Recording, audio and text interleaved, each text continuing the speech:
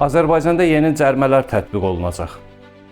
Bundan sonra həyət evində yaşayan vətəndaşlar diqqətli olsunlar. Əgər sizin həyət eviniz varsa və hətta həyət evinizin BST-dən çıxarışınız, yəni kupçanız varsa belə, buna görə, bu səbəbə görə cərimə oluna bilərsiniz. Söhbət hansı səbəbdən gedir?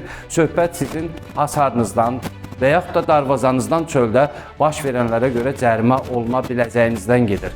Əgər siz yaşadığınız həyət evinin qarşısında hər hansı bir gül çiçək bağçası və yaxud da yaşıllıq zonası yaratmaqla öz xeyrinizə istifadə edəcəksinizsə və ən vacibi, yaşadığınız həyət evinin qarşısında, qapının ağzında avtomobil saxlayacaqsınızsa, icazəsiz olaraq bu ərazidən istifadə edəcəksinizsə, buna görə 600 manat cərimə nəzərdə tutulur.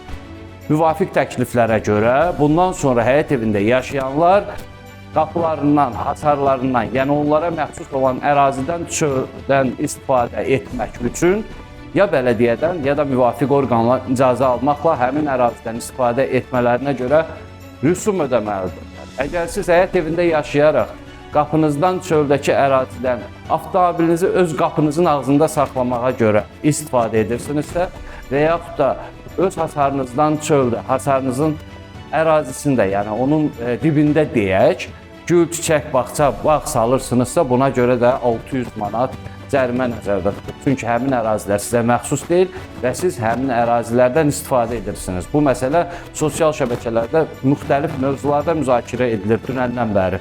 Hərə bir fikir yazır. Bəziləri bunun doğru olduğunu, bəzilərinin isə yanlış olduğunu deyirlər.